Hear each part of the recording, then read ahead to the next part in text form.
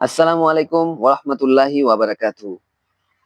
আজ আরবি ব্যাকরণের যে বিষয়টি নিয়ে আমরা আলোচনা করব তা হচ্ছে শব্দ বা কালিমা, কালিমায়ের পরিচয়। তো সাধারণত শব্দ বলতে আমরা বুঝি বাক্যের ক্ষুদ্র অংশ যা এক বা একাধিক অক্ষর মিলে তৈরি হয়। যেমন আমরা যদি একটা বাক্যর কথা চিন্তা করি যে সমস্ত প্রশংসা মহাবিশ্বের রবের জন্য, তো সেখানে সমস্ত একটা শব্দ, প্রশংসা আরেকটা শব্দ, মহাবিশ্ব একটা শব্দ, রব একটা শব্দ এবং জন্য একটা শব্দ। এখন আমরা এই শব্দগুলোকে চার ভাগে ভাগ করতে পারি, অর্থাৎ বাক্যের প্রতিটি শব্দই চারটি ভাগে ভাগ করা যায়, বা বাক্যের প্রতিটি শব্দই চার ভাগের যে কোনো একটি ভাগের মধ্যে সবসময় পড়ে।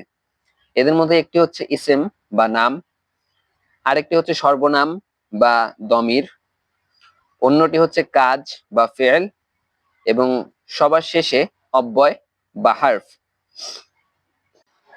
তো আজকের ভিডিওতে আমরা এই চারটি সম্পর্কে একদম সংক্ষিপ্ত কিছু ধারণা নিব, এবং আমাদের অন্যান্য ভিডিওগুলোতে আমরা চেষ্টা করব এই চারটি সম্পর্কে বিস্তারিত ধারণা গ্রহণ করার। তো প্রথমত ইসেম বা নাম। তো ইসেম হচ্ছে এমন কোন শব্দ যা ব্যক্তি, বস্তু, স্থান, অ্যাডজেক্টিভ, অ্যাডভার্ব, সাধারণত ইত্যাদি বুঝিয়ে থাকে। যেমন আমি যদি কারো নাম বলি করিম, করিম একটি নাম, তার মানে এটি একটি ইসেম। এরপরে কলম, কলম একটি নাম, একটি জিনিসের নাম, তো সেটা একটি ইসিম হবে। এরপরে ঢাকা একটি স্থানের নাম, লাল একটি রং, বেশি কম ইত্যাদি, এগুলো হচ্ছে সাধারণত ইসেম হয়ে থাকে। এরপরে কাজ বা ফেল। তো সাধারণত যে শব্দ দ্বারা কোনো কিছু অতীতে, বর্তমানে বা ভবিষ্যতে করা বা হওয়া বোঝায় তাকে হচ্ছে আমরা কাজ বা ফেল বলি। এখানে অতীত, বর্তমান এবং ভবিষ্যৎ আসলে আলাদা করে বোঝানোর কারণ এটাই, কারণ আরবিতে ফেল সাধারণত অতীতে একটা আলাদা একটা চ্যাপ্টার, বেশ ডিটেলসে পড়া লাগে, বর্তমানে কিছু জিনিস এবং ভবিষ্যতে কিছু জিনিস, এই সব জিনিস একটু ডিটেলসে পড়া লাগে। তাই হচ্ছে আমরা অতীতে, বর্তমানে এবং ভবিষ্যতে আসলে এই জিনিসগুলোকে আলাদা করে আইডেন্টিফাই করে আমরা এখানে বলে দিয়েছি।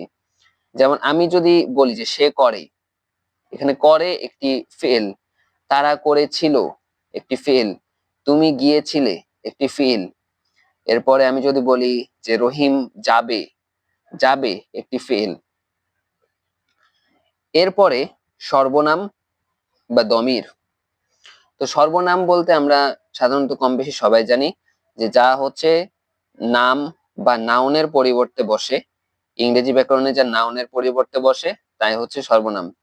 যেমন সে, সে একটি সর্বনাম, তুমি একটি সর্বনাম, তারা, তোমরা একটি সর্বনাম। তোমরা কোন একটি গ্রুপের পরিবর্তে বা কোন একটি দলের পরিবর্তে তোমরা বসছে, তারা বসছে, তো এখানে হচ্ছে এগুলো হচ্ছে সর্বনাম। এখন সবার শেষে আমরা যে বিষয়টি সম্পর্কে জানবো তা হচ্ছে অব্যয় বা হার্ফ। আরবিতে হার্ফ একটু ভিন্ন, সাধারণত এটা চেনার কিছু উপায় আছে, তা হলো এটি সাধারণত 2 থেকে 3 অক্ষরের মধ্যে হয়ে থাকে, এবং ইসেম, ফেল বা হার্ফ কোনোটিকেই সাধারণত বোঝায় না। অর্থাৎ যে বাক্যের মধ্যে একটা শব্দ যেটা ইসেম, ফেল বা হার্ফ কোনোটিকে বোঝাচ্ছে না, আমরা ধরেই নিতে পারি যে সেটা হচ্ছে হার্ফ। যেমন আবার আরেকটা বিষয় আসে এখানে, যে হার্ফ সাধারণত নিজের তার কোনো অর্থ থাকে না, কিন্তু ইসেম, ফেল বা হার্ফ এদের সাথে বসে সে অর্থপূর্ণ হতে পারে। আমি যদি ইংরেজিতে একটা বাক্যের কথা বলি যে he is in the room, he is in the room, এখানে ইন শব্দটি হচ্ছে একটি হার্ফ। কারণ আমরা সাধারণভাবে চিন্তা করব যে ইন শব্দটি না ইসেম, কারণ এটা কোনো কিছুর নাম বা স্থানের নাম, অ্যাডজেক্টিভ, অ্যাডভার্ব কোনোটিকে বোঝাচ্ছে না, এবং এটি দমিরও না, এটি সর্বনামও না, এবং এর সাথে সাথে এটি ফেলও না, এটা কোনো কাজকেও বোঝাচ্ছে না। তার মানে আমরা বলতেই পারি যে এই শব্দটি একটি হার্ফ। এবং আজকের ভিডিও শেষে আমরা একটু শর্ট টেস্ট একটা সবাই নিজেরা নিজেরা দিব।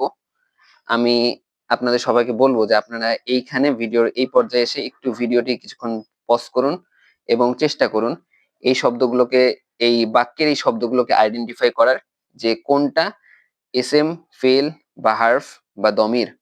আপনারা ভিডিওটি পজ করে এখানে একটু চিন্তা করুন। আশা করি আপনারা সবাই চেষ্টা করেছেন। তো এখানে আমি যদি প্রথম বাক্যটির ক্ষেত্রে আসি, the teacher is in the class, এখানে দ্য টিচার হচ্ছে কোনো একটা ব্যক্তিকে বোঝাচ্ছে। তো সেক্ষেত্রে দ্য টিচার হচ্ছে একটা এসএম। ইন, আমরা একটু চিন্তা করি যে ইন কি এসএম? ইন কোনো এসএম না, এটা কোনো কাজের নাম না, তার মানে এটা ফেল না, এটা কোনো দমির না, তার মানে ইন হচ্ছে একটা হার্ফ। এরপর হচ্ছে দ্য ক্লাস। দ্য ক্লাস এটা সাধারণত একটা স্থান বোঝাচ্ছে, তার মানে এটা হচ্ছে একটা এসএম। এরপরে হি কেম ফ্রম মাদিনা। হি যেহেতু হচ্ছে নাউনের পরিবর্তে বসেছে, তার মানে এটা একটা প্রোনাউন বা দমির। কেম একটা কাজ বোঝাচ্ছে, তার মানে ফেল। ফ্রম এটা হচ্ছে হার্ভ বোঝাচ্ছে, কারণ এটা এসএম, ফেল বা হচ্ছে দমির কোনোটাকে বোঝায় না। এবং মাদিনা হচ্ছে স্থানকে বোঝাচ্ছে, তার মানে এটা হচ্ছে এসএম। তো আজ এই পর্যন্তই। আশা করি আপনারা আমাদের সাথে থাকবেন এবং আমাদের পরবর্তী ভিডিওগুলো দেখতে থাকবেন। সে পর্যন্ত আসসালামু আলাইকুম রহমতুল্লাহি ওয়া বারাকাতুহু।